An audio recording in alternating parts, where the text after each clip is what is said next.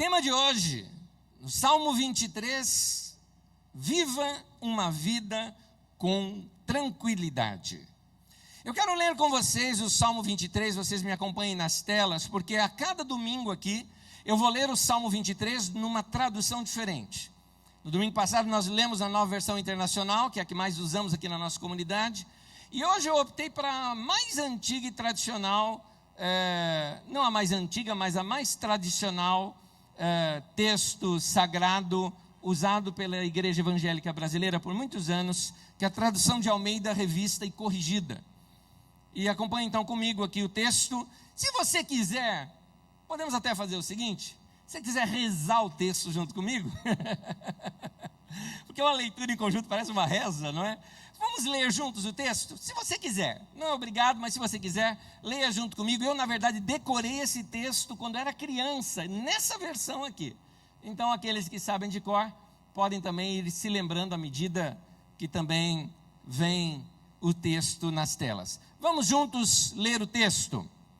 O Senhor é o meu pastor, e nada me faltará. Deitar-me faz em verdes pastos, guia-me mansamente a águas tranquilas, refrigera a minha alma, guia-me pelas veredas da justiça, por amor do seu nome. Ainda que eu andasse pelo vale da sombra da morte, não temeria mal algum, porque tu estás comigo. A tua vara e o teu cajado me consolam. Preparas uma mesa perante mim, na presença dos meus inimigos. Unges a minha cabeça com óleo, o meu cálice transborda. Certamente que a bondade e a misericórdia me seguirão todos os dias da minha vida, e habitarei na casa do Senhor por longos dias. Aleluia. Nessa série do Salmo 23 que estamos estudando aqui na Carisma, nós vamos estudar hoje sobre como nós não sermos escravos da agitação, do aperto, da correria e experimentarmos um pouco de tranquilidade. Uma pergunta para você: você trabalha demais? Que pergunta para um paulistano, né? Que pergunta para um paulistano. Aliás, o paulistano é tão viciado em trabalho que você já deve ter percebido que uma das primeiras coisas que se pergunta para você, depois de saber o seu nome numa rodinha, é: você trabalha com o quê? Não é verdade? O paulistano é tão viciado em trabalho que ele mostra o cansaço e que trabalhou demais como se fosse uma glória. Você já percebeu isso? Você está conversando com alguém e fala: e aí, como é que você está? Estou bem. Cara, estou cansado pra caramba, estou ralando, trabalhando muito, até umas noites sem dormir, mas estou aí. E o outro ainda fala: pô, legal nada, o cara está acabando com a vida dele. Não incentiva isso não. O cara está acabado com a vida dele, mas você fala: não, é isso aí, tem que lutar. Sim, tem que lutar e tem que trabalhar, mas cuidado com a palavra demais. Cuidado com ela, cuidado. Como é que você anda com seus horários? Você vive apertado com seus horários? Te falta tempo para fazer um monte de coisas que você gostaria de fazer? Tem coisas que você gostaria de colocar na sua agenda e não consegue? Inclusive coisas importantes, como, por exemplo, fazer exercícios ou ter um tempo maior com sua família, fazer algumas coisas que você precisa fazer na sua casa mesmo, para o seu próprio bem-estar. Como é que você anda com seus afazeres, com seus pagamentos? Você está tão apertado que está precisando fazer hora extra para pagar conta atrasada ainda. Não é para juntar dinheiro para algo, é para pagar coisa que já foi. O dinheiro do salário não dá, te levando a ficar buscando alternativas de como trabalhar mais ainda para conseguir mais dinheiro, para pagar mais dívida. É assim que você está? Salmo 127, no versículo 2, diz assim: é insensato, é tolice trabalhar demais para ganhar o pão, levantando cedo e deitando tarde. Esse texto é o quê? Um ódio à preguiça? Não, não é isso que o texto está incentivando. Lembre-se da palavra demais. O problema está ali, nessa palavrinha, demais. Não é errado trabalhar, mas é tolo trabalhar demais. Trabalhar é bom, é produtivo, mas tudo que passa dos seus limites, pode ser danoso para a saúde, e além do mais, começa a corroer outras áreas da nossa vida também. Então, coloque um pouco mais de tranquilidade como um alvo para você nesse ano. E aí, recupere um pouquinho o valor do descanso. E você vai perceber como você vai poder fazer mais coisas melhor do que o que você tem feito trabalhando excessivamente, trabalhando demais. Inclusive a palavra de Deus fala, eu não tenho esse texto nas telas, em Eclesiastes 10:10, que você precisa afiar o seu machado de tempo em tempo. Então, diz ali que se você forçar trabalhar com o seu machado não afiado, o que vai acontecer? Você vai trabalhar mais e produzir menos. Então, parar para afiar o machado, diz o texto de Eclesiastes 10:10, é agir com sabedoria, onde você prepara melhor as suas ferramentas, trabalhando menos e produzindo mais. É assim que nós temos que fazer, já nesse início de ano, um planejamento para nosso ano de 2014. Quero te dar algumas dicas, 4 delas hoje. A primeira é: não confunda desempenho com valor pessoal. A razão pela qual muita gente trabalha demais é porque elas confundem o seu desempenho com valor pessoal. Muita gente trabalha demais, e talvez eu questiono aqui você, para que você mesmo se analise isso, se é esse o seu caso. Talvez você pense que trabalhando bastante, você vai valer mais. Nós confundimos o que fazemos com o que somos. E isso é muito comum na nossa cultura paulistana. Aqui em São Paulo, como já disse, as pessoas identificam você pelo que você faz. Olá, tudo bem? Beleza? Beleza. Prazer, Anésio. Qual é o seu nome? Rui. Olá, Rui, tudo bom? Você faz o quê, Rui? Primeira coisa. A segunda coisa que a gente pergunta. Porque aí é mais ou menos assim: é o Rui o quê? O Rui pastor. Pastor. É o Rui o quê? Não sou professor na Unicamp. Doutor, beleza? Sim, senhor, você muda até o vocabulário. É o Rui o quê? Líder da Gaviões da Fiel. E aí, mano, certo? Beleza? É nós. Entendeu? Você muda até o seu linguajar depois que você sabe o que o cara faz da vida. Muita gente pensa que valor pessoal ele é resultado da profissão que nós temos. É um erro pensar isso. Existem até aquelas profissões que são de modinha. Ela é tão de moda que algumas pessoas até mentem dizendo que é aquilo quando não é. É verdade. Por exemplo, vamos citar algumas profissões de moda assim. Tem umas profissões que ela tem um charme nela, né? Publicitário. Tem um charme, né? No publicitário. Aí o cara, ele é distribuidor de propaganda nos semáforos. Você trabalha com o quê? Com publicidade. É um cool, né? É mais interessante. Eu não estou desprezando, professor, estou dizendo que essa é uma realidade nossa aqui, paulistana. Irmãos de outros lugares podem aí, que me acompanham pela internet, podem analisar como é que é na sua região. Essa é uma doença crônica aqui nossa, do paulistano, porque nós aqui, como cultura, nós confundimos o resultado da nossa profissão com o que nós somos. Inclusive, confundimos até mesmo... se a profissão é da moda, nós estamos na moda. Se a profissão é antiquada, nós somos antiquados. Que loucura! Que loucura! É um erro nós pensarmos que nossa identidade primária vem através do que nós realizamos, porque na Bíblia Sagrada o conceito é completamente outro. Começa a partir de Deus.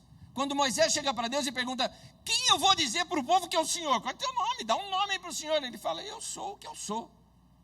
O Deus, nosso Deus, ele é. Portanto, ele nos ensina a ser. Não a ter, não a fazer, mas a ser. É assim que a Bíblia ensina. A Bíblia ensina que o nosso valor independe do que nós realizamos. Quem sabe alguns de vocês cresceram naqueles lares não muito bem instruídos na educação de filhos, onde chegavam para você, talvez seus pais falavam assim: você nunca vai ser nada na vida. Você é uma expressão popular do passado, um João Ninguém.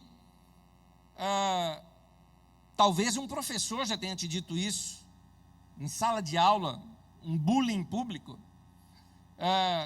Talvez seu irmão, sua irmã, na brincadeira, mas aquilo machucou você e marcou você.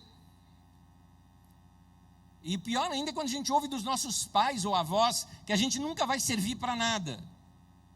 Então talvez uma das razões por detrás de você trabalhar demais é o seu jeito prático de dizer: eu vou mostrar para eles, eu vou provar para eles que eles estavam errados.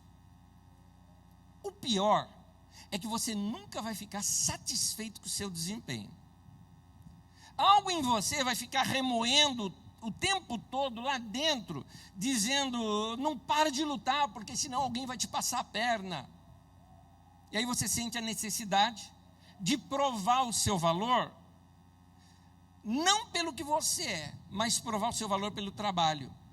Mostrar que você é importante através de longas horas de trabalho, do seu sucesso profissional. E aí o que acontece? Você não diminui seu ritmo, estraga a sua saúde, se distancia da sua família, dos seus amigos, vive menos, vive mal a única vida que Deus te deu para viver aqui na terra. Mateus, no capítulo 6, no versículo 26, Jesus disse assim: o Pai Celestial alimenta as aves dos céus. Não tem vocês muito mais valor do que elas? Se Deus toma conhecimento dos pássaros e os sustenta, você não acha que Ele se importa com você? Para Deus você já é importante. Fique tranquilo, você não precisa provar o seu valor para Deus. Se você entender o quanto você vale para Deus, isso irá transformar a sua maneira de pensar sobre a vida. A vida de um homem muda de dentro para fora. No texto de Provérbios mostra da nossa vida ser governada por pensamentos. No livro de Romanos mostra que para a gente experimentar o melhor, nós temos que renovar a nossa mente, mudar a nossa maneira de pensar. Inclusive ele fala para você passar por uma metamorfose na sua vida, mudando a sua maneira de pensar. E aqui está uma coisa que você precisa entender. Quando você entende o valor que você tem para Deus, isso vai transformar a sua maneira de pensar sobre a vida.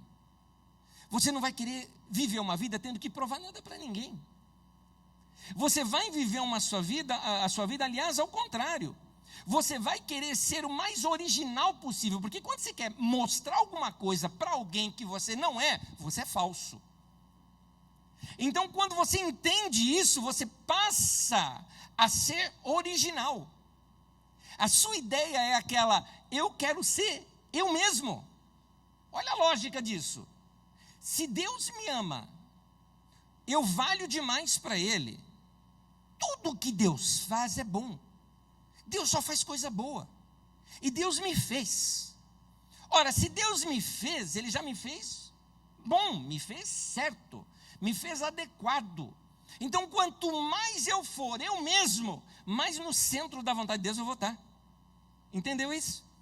Quanto mais eu for eu mesmo, quanto mais eu desempenhar os meus dons, os meus talentos, fazer aquelas coisas que eu gosto e que são naturais em mim, nasci desse jeito, sou apaixonado por isso, faço porque amo, faço porque gosto, nasci para isso. Quando você descobre essas coisas, você, vou usar uma palavra que se usa bastante hoje em dia, você é um sucesso, mas para Deus e para você mesmo. E pouco importa se você vai ser rico, vai ser pobre, se você vai ter muitas coisas ou não ter muitas coisas, porque a vida não consiste nos bens que a pessoa possui. Jesus já ensinou isso. Então a vida ela ganha mais sentido, ganha mais significado quando você se torna mais original. Uma outra palavra para original: autêntico. De onde vem a raiz da palavra autêntico? De auto, eu mesmo. Quanto mais você mesmo você for, mais autêntico você é, mais original, mais no centro da vontade de Deus você está. Interessante esse detalhe, né? Muita gente pinta a vontade de Deus como uma coisa a ser alcançada, que você tem que ficar assim o tempo todo. Ai, qual que é a vontade de Deus para minha vida? Qual a vontade? Está lá em algum lugar, depois de algumas galáxias, que eu tenho que orar tanto para chegar lá em espírito e resgatar aquilo em revelação. Para! Primeiro que Deus não mora lá, mora dentro de você. Então, quanto mais interiorizar você conseguir, você vai encontrar isso. O caminho é para dentro, não é? Você não precisa passar a vida toda tentando ganhar a aprovação das pessoas. Você não precisa da aprovação das outras pessoas para se sentir realizado. Mas você precisa reconhecer o quanto você importa para Deus. Algumas constatações, anotações minhas aqui. Minhas pessoais, que já citei aqui em mensagem, mas repito hoje aqui para você. Você nunca conseguirá compreender o quanto Deus te ama. Vai estar sempre acima do seu entendimento. Isso é uma anotação minha. Eu nunca vou entender. Porque é grande demais. O amor de Deus é tão grande que não cabe em mim. Não cabe na minha mente, não cabe no meu entendimento. Só sei que eu sou amado desse jeito. Exageradamente amado. Outra coisa. Não há coisa alguma que você possa fazer que vai fazer com que Deus te ame mais do que Ele já te ama. Ah, eu quero fazer isso porque aí Deus vai me amar mais. Não, Ele já te ama.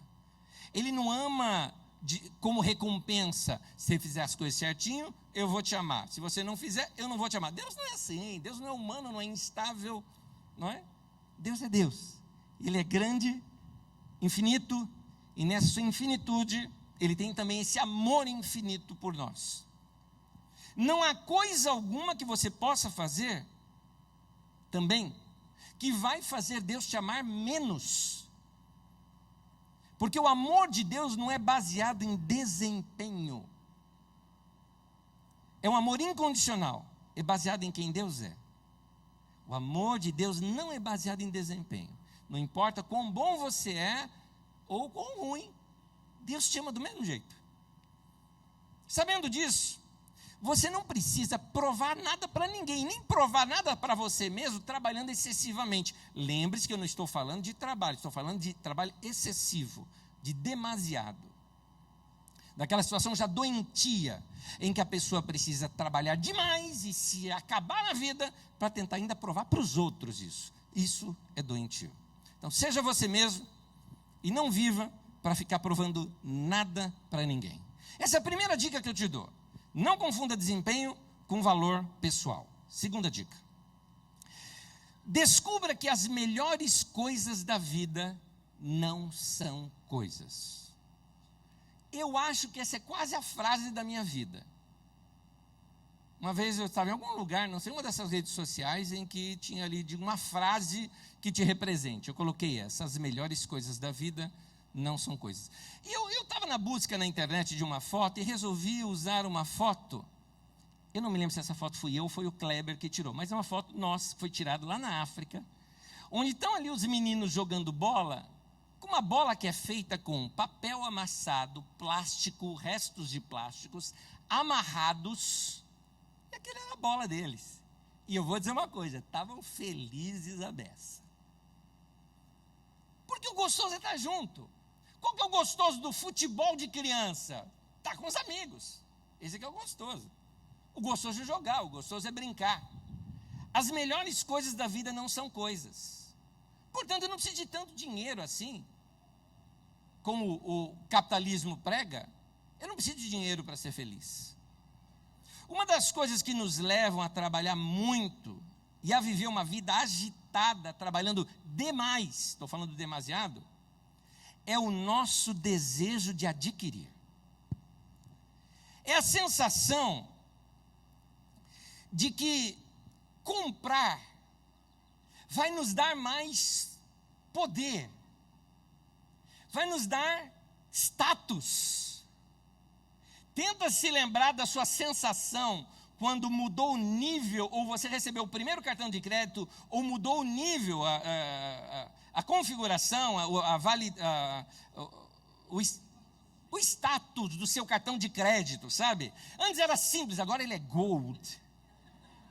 Agora ele é platinum. E você, assim, quando está no caixa, assim, e saca aquele cartão, você saca até com dedos diferentes, né? Até quando põe na minha conta.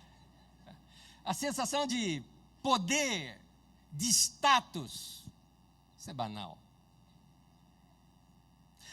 Nós também, paulistanos, que ligamos muito para status, sofremos um pouco isso, sabe aonde? Essa é uma coisa moderna nossa, assim, né? Que a gente gosta de parecer cool, né? Culto, né? Cool, na verdade, é legal, né? É isso. Você não vai falar legal, porque legal é muito pobre, então você fala em inglês, né? Cool. Então, isso acontece nas nossas grandes e megas livrarias. As livrarias aqui são fantásticas, maravilhosas, lindas, belas. Você entra numa livraria, você fala, isso aqui tudo é conhecimento, e conhecimento é poder. E então você vê um livro, você fala, eu preciso desse livro. Ele vai me dar status. Cara, não compra livro porque gosta de leitura, não é porque tem prazer na leitura, é porque o livro está ligado com status. Então tem lá um livro, por exemplo, importante para você, Como Organizar as Suas Finanças, de João Rodrigues de Souza. Um nome assim bem popular. Aí tem um outro assim, né? Sei lá, As Escadarias de Rembrandt, por Charles Ray Kift.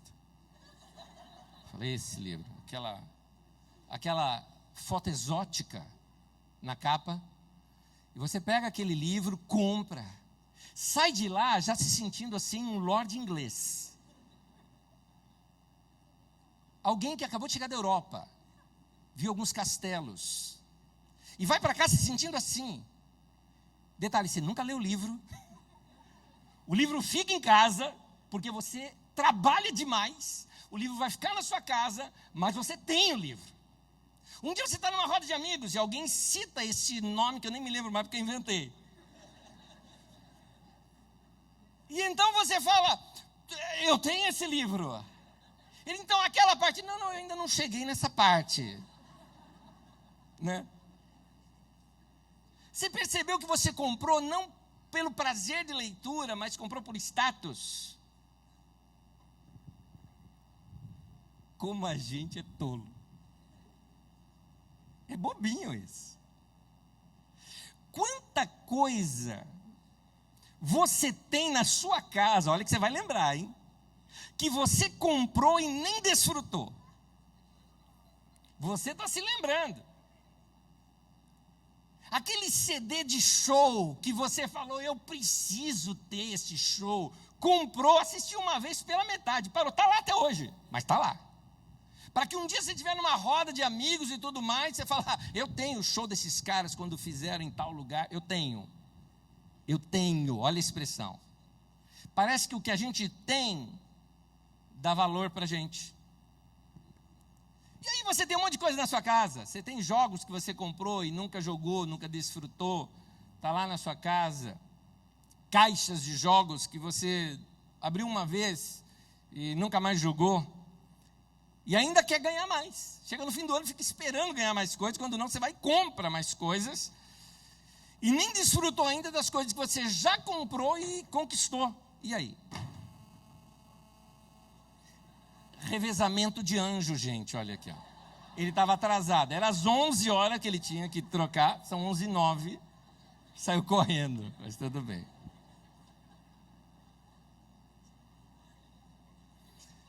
Eclesiastes 3, versículo 13, diz assim: todos nós devemos comer e beber e aproveitar bem aquilo que ganhamos com o nosso trabalho. Isso é um presente de Deus. Eu amo Eclesiastes. Tão real, tão realista aqui. Vai curtir as coisas que você... vai aproveitar bem, vai curtir as coisas que você conquistou com o seu trabalho. Vai curtir essas coisas. Isso é um presente de Deus para você. dos bens mais caros que nós temos, pelo menos aqui no Brasil, mais comum ser o mais caro que temos, é a casa própria. Nem todos têm, e é o grande alvo da vida de muitos. E tem gente que tem a casa própria já. E tem gente que tem uma casa maravilhosa, mas não curte a casa, porque passa a maior parte do tempo trabalhando fora dela. No nosso desejo de adquirir, o pior ainda, é quando o nosso desejo de adquirir mascara, traveste, uma inveja embutida. Um vizinho compra tal coisa, aí nós queremos comprar também. Alguém sobe na vida, a gente quer subir também, ou pelo menos parecer que subiu. Como assim? Meu carro era o melhor da garagem, o vizinho comprou um melhor, o outro também. Você vai lá e vai pegar um outro carro para não ficar para trás. E aí cai bem aquela célebre frase: acabamos comprando coisas que não precisamos, com dinheiro que não temos, para impressionar pessoas que não gostamos. É muito tolo. A gente quer comprar mais e mais e acabamos ficando estressados financeiramente, esgoelados, enforcados, como nós usamos a expressão também.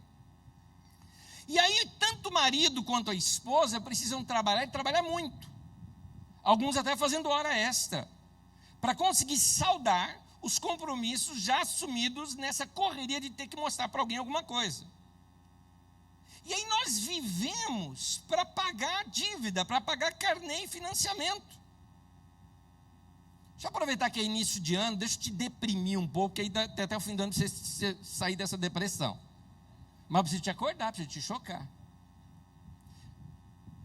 Faz uma conta. Quanto que você ganha por dia de trabalho? Tenta fazer uma continha aí para você ter uma ideia. O que você faz? Pega o seu salário líquido, não pega o bruto não, pega o líquido. Pega o salário líquido. E divide pelos dias que você trabalha no mês. Aí você obtém esse resultado. Então cada dia que você vai trabalhar, você está ganhando aquele tanto por dia. Ó, daí parece legal, né? Outra conta. Quantos dias você trabalha só para pagar dívida? É só você dividir o total das suas contas de consumo, tudo que você gasta, todos os seus carnês, todas as suas dívidas, soma tudo e divide pelo quanto você ganha por dia. Aí você vai ver o seguinte: você pega aquela segunda-feira, busão lotado, e você assim, ai, por que eu estou indo trabalhar? Aí você lembra assim, olha, estou indo trabalhar para pagar a conta de luz. Só para isso. Ainda tem que trabalhar amanhã para poder pagar ela também. Eu estou indo trabalhar, aliás, essa semana toda e mais 2 dias da semana que vem, só para pagar aquela festa que eu dei, para impressionar minha sogra, minha tia, aquela vizinha linguaruda. Pior que choveu ainda no dia e até agora ainda estou pagando a despesa. Que coisa. Gente, com um desgaste desses, o mau humor vem e se instaura, não é? Um desgaste desse é lama para porco. O mau humor vem assim e fala, estou em casa. A gente se desanima. E aí, os nossos relacionamentos começam a ter conflitos. A nossa paciência vai embora, a vida fica chata. Vamos voltar para Eclesiastes. Eclesiastes 4, versículo 6. É melhor se ter pouco com paz de espírito do que viver ocupado o tempo todo. Carta de Salomão aos paulistanos.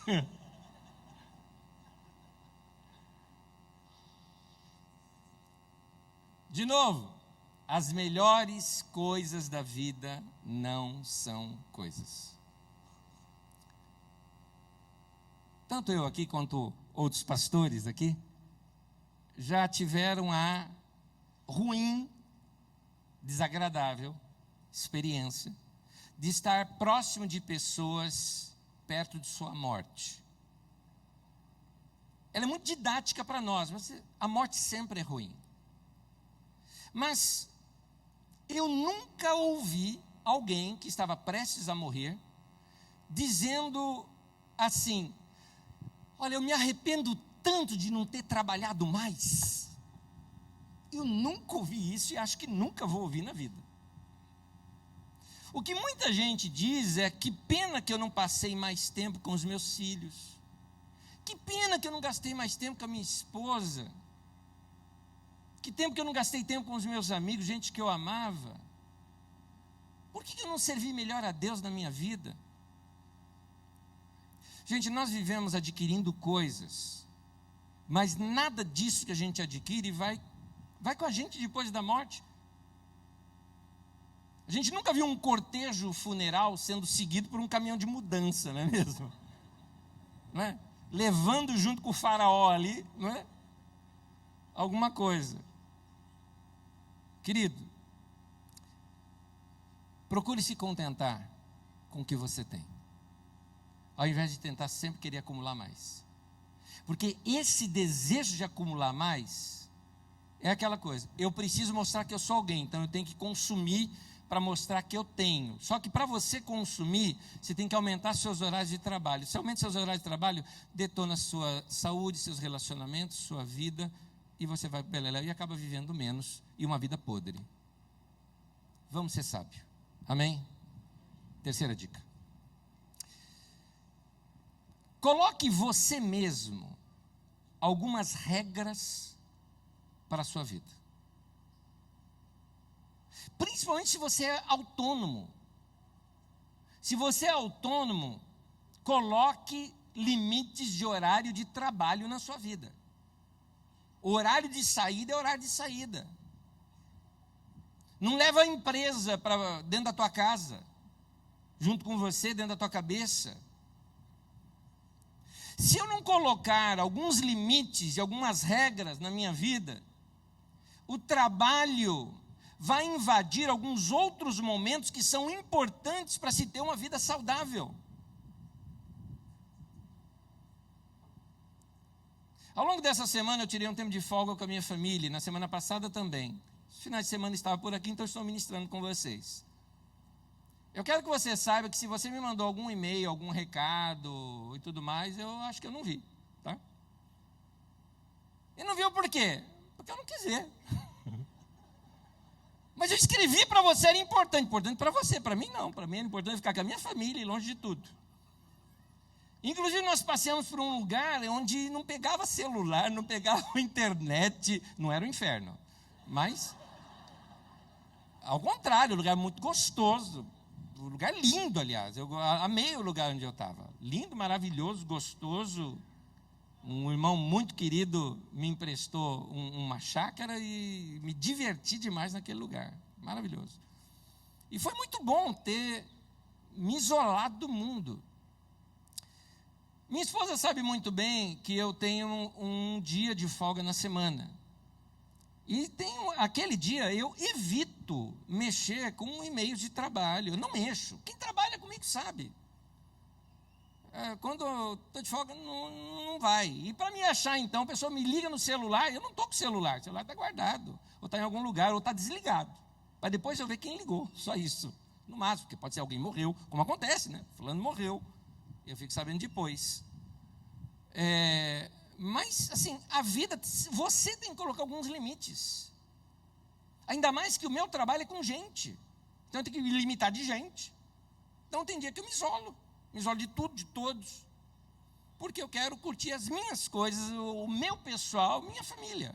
Sai junto. Gostoso isso.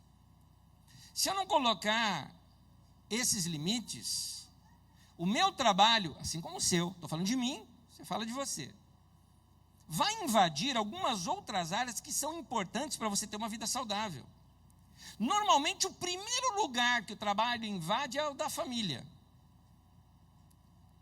Entenda, é uma questão lógica.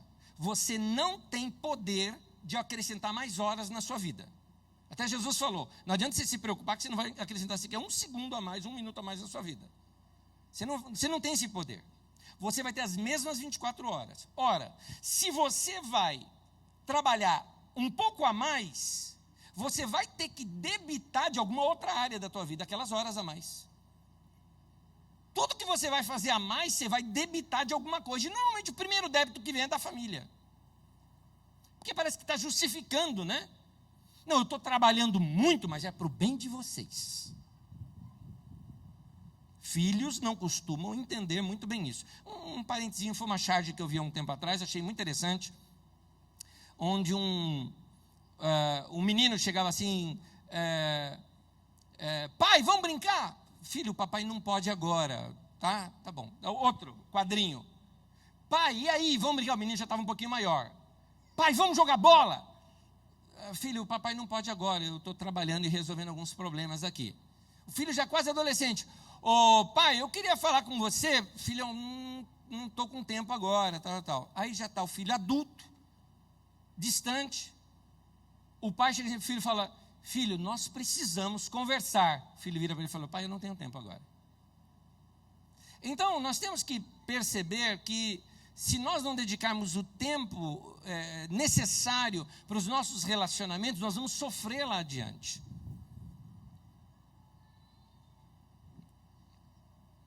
Normalmente você, quando trabalha demais, você vai debitando de outras áreas. Por exemplo, você debita do seu horário de almoço. Eu vou fazer meu horário de almoço mais rápido hoje. Isso significa o quê? Comer mais rápido, ter uma digestão ruim, mente preocupada. E isso é um dano, é um veneno para a sua saúde. Você vai debitar do seu sono. Você precisa dormir bem. Você vai debitar do seu lazer pessoal. Você precisa de lazer, precisa de diversão, precisa se extravasar, lazer com a família, tempo para cuidar das coisas pessoais e tantas outras coisas necessárias, inclusive um tempo a sós com Deus.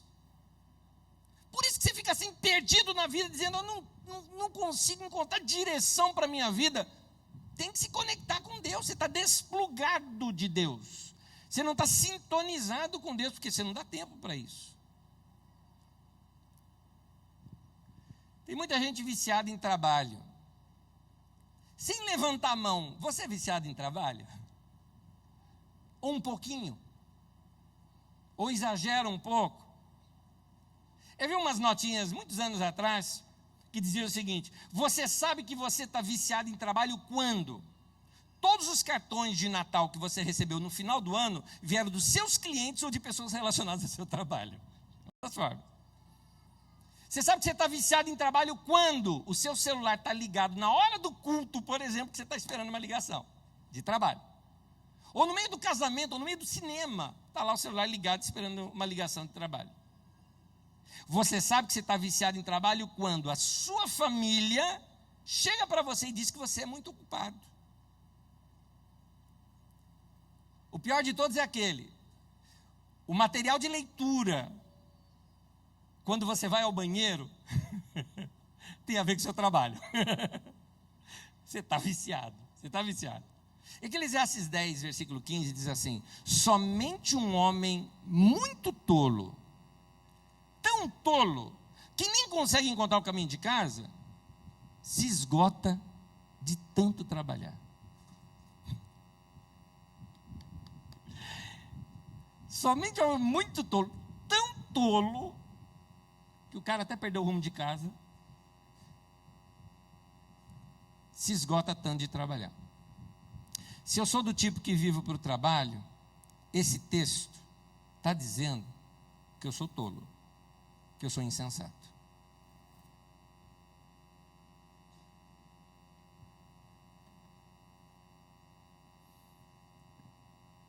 Eu acho que eu disse isso aqui domingo passado, mas teve uma senhora que ligou para o pastor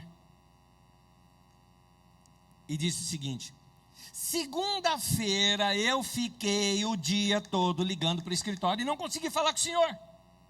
Aí o pastor respondeu, é que segunda-feira é o meu dia de folga.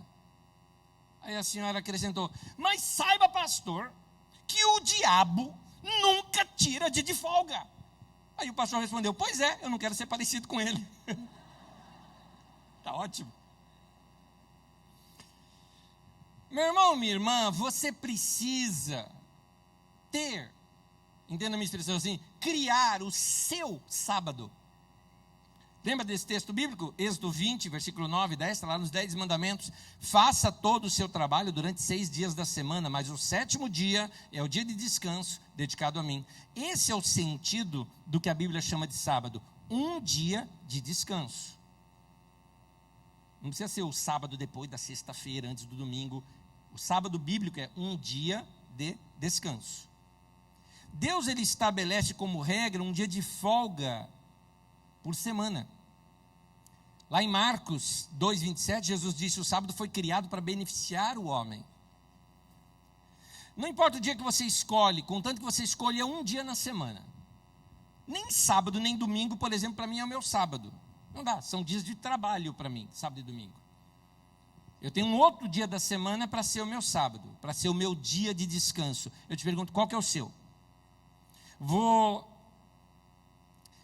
te mostrar algumas coisas que é importante você ter no seu dia de descanso, para que ele seja de fato descanso para você. Aliás, uma dica: nunca use o dia de descanso para compensar serviço atrasado. Você precisa desse dia de descanso para revigorar você. Uma área sua que precisa ser revigorada, seu físico. Se você não planejar dar repouso para o seu corpo físico, o seu corpo vai encontrar um jeito de forçar você a buscar repouso, quer seja no hospital ou fazer você cair na cama com uma gripe muito forte. Já percebeu isso? É o seu corpo reagindo, e não adianta depois ficar lá: diabo, sai daqui, eu não aceito essa doença na minha vida. Não seja tolo. Descanse regularmente, que você vai evitar esse tipo de coisa. Essa casta não sai desse jeito, meu irmão.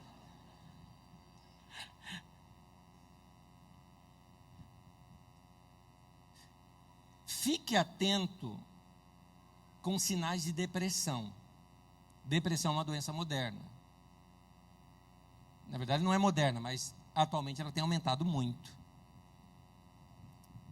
Busque profissionais ou pessoas para te ajudar a detectar sinais de depressão. Se uma pessoa está esgotada, ela pode ter reações de depressão. E depois fala: estou oprimido. Aí vai na fila dos 354 pastores para orar, e sai capeta. E não sai o capeta danado, é porque não é capeta. Está entendendo? Quem não cuida, gente, quem não cuida do corpo, entra em crises. Você tem que cuidar da sua alimentação, você tem que cuidar do seu sono, você tem que fazer check-up no seu corpo de tempo em tempo para ver como estão a organização do seu corpo, como ela está. Você pode estar passando por um problema hormonal, o problema hormonal é terrível, e você não percebe. Ai, tão vazio, uma depressão na minha vida, eu preciso ir para a igreja. Vem para a igreja, ai, não saiu, o pastor é fraco, né? Não prega bem aquele pastor, né? Vou procurar outra igreja, né? Com mais fogo, mais poder. E aí a culpa é sempre do outro, você esquece de interiorizar, está lá dentro, a coisa é sua, às vezes até física, que você precisa de tratamento. Preste atenção. Muita gente está passando por um estresse danado, que é esgotamento físico. Simplesmente, não estou nem falando de mental agora, físico.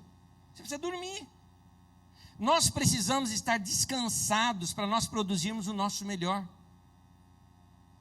Uma vez eu li sobre a Revolução Francesa, lá de 1795 a 1799, que o domingo foi destituído como dia de descanso no início da Revolução. Dentro de poucos anos foi necessário restabelecê-lo. Não por razões religiosas, mas porque a saúde da nação havia entrado em colapso. Por causa disso. Querido, você tem um sentimento, coisa de paulistano, né? Você tem um sentimento de culpa quando você está descansando? Sábado agora, estou voltando de folga. Dormi até a hora que eu queria dormir. Escuto o interfone tocando. Querido, eu não atendi. E se eu fosse atender, ia de pijama, assim. Alguém dizendo, mas que 11 horas? E você, assim, qual o problema? Está com inveja? Estou descansando, estou de folga.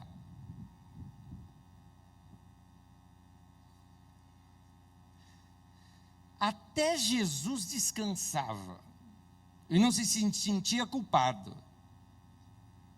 Será que você está mais ocupado que Jesus? O que você faz é mais importante do que ele fazia? No baita agito do ministério de Jesus, campanha para cá, para lá, cura, sinal, milagre, capeta que sai, aquela coisa toda, multidão vindo, e Jesus chega para o discípulo e falou, vamos descansar. Talvez alguém chegasse assim, quem sabe Judas, né, diretor de marketing, assim, falasse, Jesus, espera aí, Jesus, está bombando agora, cara, a gente não pode parar. Não, nós vamos parar, nós vamos descansar, para tudo, nós vamos aqui sumir desse povo, pega um barco, vamos sumir, vamos descansar. Jesus fez isso, você também precisa fazer, meu querido. Uma outra coisa no seu dia de descanso é um tempo para você recarregar suas emoções. O que é que restabelece suas emoções? Aí é você que se conhece. Você precisa de descanso, você precisa de recreação, você precisa de tempo para cultivar amizade. Nós somos criados para se relacionar uns com os outros. Tem gente que precisa, eu preciso rir, eu preciso distrair a minha mente, preciso assistir um filme, preciso ler um livro, preciso sair com os amigos, quero brincar com o cachorro, quero ir passear, quero sair para namorar, vou pegar a minha esposa, vou sair com ela, vou sair com meus filhos, vou praticar um esporte. O que te restabelece suas emoções? Você precisa reservar momentos para estar em comunhão com as pessoas que são importantes para a sua vida. Eu li sobre uma pessoa que ela tirava diariamente, no meio do dia, 20 ou 30 minutinhos por uma sonequinha profunda. No meio do dia. Um dos homens que mais admirei no passado como pastor, ele faz isso até hoje, porque está vivo, regularmente. Ele tira meia hora de sono no meio do dia, depois do almoço. Ele tira. E é um homem que simplesmente, eu não sei nem fazer essa conta, mas calcula-se que o número de membros da igreja dele deve ser mais ou menos a população de Osasco. É a maior da história. Você acha que um cara desse não tem muito trabalho? Deve ter muito trabalho. Mas chega no meio do dia, ele para tudo, vou dormir. Que legal. Tinha uma mulher que tirava esse tempo de descanso no meio do dia. Dizia ela que ela dava aquilo, dedicava aquele descanso dela ao seu marido e aos seus filhos. Porque por causa disso ela tinha disposição para o resto do dia. As mulheres em particular, elas são treinadas na nossa cultura a darem de si mesmas. A mulher, ela é ensinada que ela é trabalhada, ela é treinada para servir os outros. A menos que essas mulheres aprendam a receber, elas acabam se esgotando e não tendo coisa alguma para compartilhar. Ela precisa cuidar dela. E essa mulher estava fazendo isso. Estava tirando tempo de descanso para poder dar o melhor para a família. Nós precisamos arrumar tempo e espaço para suprir nossas necessidades individuais. Tempo com Deus, é minha necessidade, eu preciso disso. Então eu que tenho que encontrar o meu tempo para separar um tempo com Deus. Tempo para você mesmo, tempo para fazer um exercício, tempo para ler um livro, tempo para fazer o que gosta, tempo para ouvir uma música, para jogar, para brincar, para ficar quieto, para curtir você mesmo. Guarde bem isso, só assim você vai conseguir dar o melhor de você para os outros. A falta de tranquilidade acaba com bons momentos de prazer nas nossas vidas. A vida sexual do casal é uma delas. Muitos de nós, homens, nós nos sentimos revigorados, não é? Através do contato físico e sexual que a gente tem com as nossas esposas. Agora, o erro que podemos cometer é buscar esse prazer sexual sem se importar com o estado emocional que o outro lado, que a sua esposa, se encontra. Então é importante nós reconhecermos que nós precisamos reservar um tempo para nos conectarmos com as nossas esposas, com o mundo delas, com o jeito delas. Quem sabe sair para passear junto, para conversar, para ter um tempo, criar uma atmosfera de prazer entre vocês. No livro de Cantares de Salomão nos mostra isso. O marido ali, ele não buscava sua esposa só para satisfazer sua necessidade sexual. Ele se aproximava dela, admirando-a, ele dava o melhor de si para ela, ele a inundava com elogios, ele mostrava para ela o quanto ela lhe dava prazer só dele olhar para ela. Ela, por sua vez, respondia com um convite para a atividade sexual. É assim que nós entendemos que as coisas devem acontecer. Quando o marido aprende a tratar a sua esposa com carinho, ela então o traz para essa dimensão física com muito mais prazer. Teve um artigo na revista Time que ressaltou como tem crescido o abismo sexual entre os casais. O grande dilema é que a maior parte da energia dos casais de hoje é gasta no trabalho com o esforço para se adquirir bens materiais e não para nutrir uma devoção mútua, um tempo de comunhão, de relacionamento e de amizade. Você sabe que quando a gente se dedica mais a coisas do que a pessoa, obviamente o relacionamento sofre. Você precisa separar esse tempo, seu sábado, seu dia de descanso também, para você se reconectar com Deus. A nossa conexão com Deus é uma coisa que tem que ser diária. Mas eu também acho que nós temos que separar um tempo só de devoção a Deus, como esse que nós fazemos aqui aos domingos. Eu aprendi uma coisa com os meus pais: domingo era dedicado ao Senhor, ponto. E eu não me sinto que perdi anos ou dias de minha vida dedicando domingo somente para as coisas relativas a Deus. Não vejo que perdi nada na minha vida. Foi excelente esse princípio que tomei na minha vida.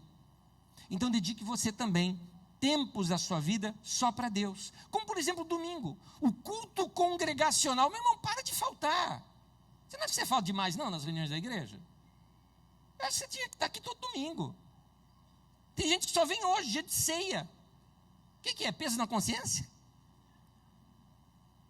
É peso na consciência? É aquela sensação: eu não vim na ceia para, pelo menos aí, para mostrar para Deus que eu estou em comunhão. Mostrar para quem, meu irmão? De novo aquela de ser mascarado? Para. Vamos ser realistas. A ceia tem que brotar da comunhão que a gente tem com os irmãos ao longo de todo o mês, não é? De todos os dias. Ela é simplesmente o ápice de algo que acontece sempre. É comunhão, é relacionamento, é amizade. E o culto congregacional é muito bom para isso. É devoção. É o tempo em que cantamos juntos com os nossos irmãos, que a gente se sente um no meio de todos. Isso é muito bom. Adoração. A adoração nos dá uma perspectiva correta das coisas. É interessante isso.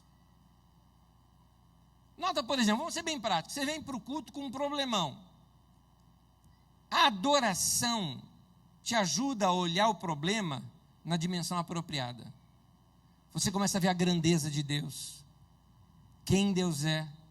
Você está num ambiente propício para entender a revelação acerca de Deus. Isso faz com que você tenha um entendimento melhor da situação e até recebe força, poder para enfrentar o problema. Por isso, você também precisa passar esses momentos de adoração diariamente, para enfrentar situações do dia a dia. Caso contrário, você vai estar deixando de experimentar uma das razões pela qual Deus criou você. Deus te criou também para adoração. Essa adoração da vida, essa adoração que é a vida constante diante de Deus. Última dica. Então, a primeira dica: não confunda seu desempenho com um valor pessoal. A segunda: descubra que as melhores coisas da vida não são coisas. A terceira: coloque você mesmo algumas regras para a sua vida. A quarta e última: descansar um pouco não basta. É preciso reajustar os seus valores.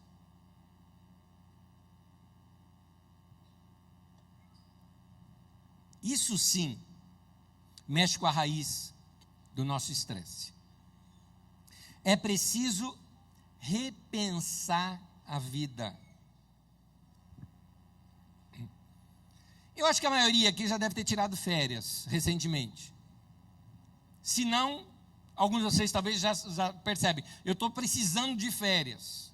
Mas férias não resolvem tudo. Você pode passar 2 semanas de férias lá no Mar do Caribe, no Nordeste brasileiro, que é lindíssimo, praias maravilhosas. Quando você voltar, os problemas estão lá esperando por você. E ainda dizendo, que saudade! E você vai falar para ele igual quando a gente não vê criança há muito tempo. Nossa, como você cresceu!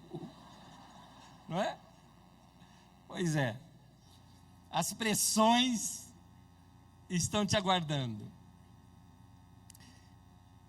Trocar a fadiga, acabar com o estresse é muito mais que simplesmente tirar folga.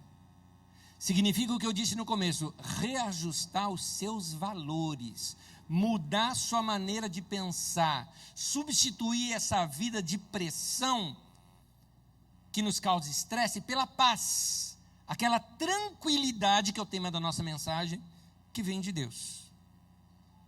Então, meu querido, como é que você faz essa troca? Primeira coisa, confia em Deus, cara. Fé. Confiança de que Ele vai cuidar de você. Jesus disse assim, Mateus 11:28, venham a mim todos os que estão cansados e sobrecarregados, e eu lhes darei descanso. Eu quero mostrar para vocês uma versão parafraseada, que está no livro The Message, desse texto. Mateus 11:28, parafraseado, diz assim, você está cansado? Você está abatido? Está cansado de viver religiosamente, no mau sentido aqui, aquela sensação assim, viver para mostrar para os outros que está bem, mas no fundo não está? Disse Jesus, venha se encontrar comigo. Ande comigo, disse Jesus, e eu restaurarei a sua vida. E vou lhe mostrar o que realmente significa descansar. Ande comigo e trabalhe comigo. Observe como eu faço as coisas. Aprenda o ritmo espontâneo da graça. Eu não colocarei sobre você nada que seja pesado demais ou danoso para a sua vida. Continue na minha companhia e você aprenderá a viver livre e tranquilamente. Quem acredita em Deus vai cuidar de si e vai viver mais tranquilamente. Eu disse não só confiar em Deus, mas também seguir as orientações de Deus. Tiago, no capítulo 1, versículo 22, diz, sejam praticantes da palavra e não apenas ouvintes, enganando-se a si mesmos. Então, meu irmão, se você ouviu a palavra que Deus te falou hoje, você precisa tomar algumas medidas práticas já a partir dessa semana, senão você vai se encaixar nesse texto. Se você não quer ser só um ouvinte, mas quer ser um praticante da palavra, pois bem, se ouviu a palavra hoje, por enquanto você é ouvinte. Quer se tornar um praticante da palavra? Vamos resumir o que você precisa começar a fazer a partir de hoje, já talvez tomar alguns passos práticos nessa semana? Vamos lá, primeira coisa, você precisa organizar melhor a sua agenda. Você precisa fazer isso. O seu tempo não pode sair do seu controle. Você é responsável pelo seu tempo. Não adianta jejuar e orar que não vai passar de 24 horas. Vai ser as mesmas 24 horas. Então é você que tem que organizar. Segundo, você não pode permitir que o trabalho roube tempo de outras áreas da sua vida. É um voto que você tem que fazer para você mesmo já para esse ano, mas é uma promessa que você tem que fazer para a sua família. Você precisa chegar para sua esposa e para os seus filhos e dizer, a minha empresa não é a outra. Eu sou dedicado para vocês. Terceiro, vencer o consumismo. Para de comprar. Para de comprar. Ai, pastor, o devorador está agindo na minha vida. Ele mora em shoppings. Tem canal de TV só dele. E é uma religião, os pregadores dele chegam assim: você não pode perder. E vamos falar de TechPix. Quarto, ter um tempo para você e para as pessoas que você ama. Você precisa disso, querido. Você precisa disso. É um compromisso que você tem que assumir. Quinto, melhorar o seu tempo de comunhão com Deus. Essas 5 coisas, você tem que colocar esses votos na sua vida. Assumi-las e vivê-las. Amém? Que Deus abençoe a sua vida. Em nome de Jesus. Uma boa semana para você. E que você nessa semana faça diferença nessas áreas da sua vida. Eu ainda não terminei a mensagem, ainda não. Quero convidar você a ficar em pé. E nós vamos ler uma paráfrase agora do Salmo 23. E vamos participar juntos da ceia do Senhor.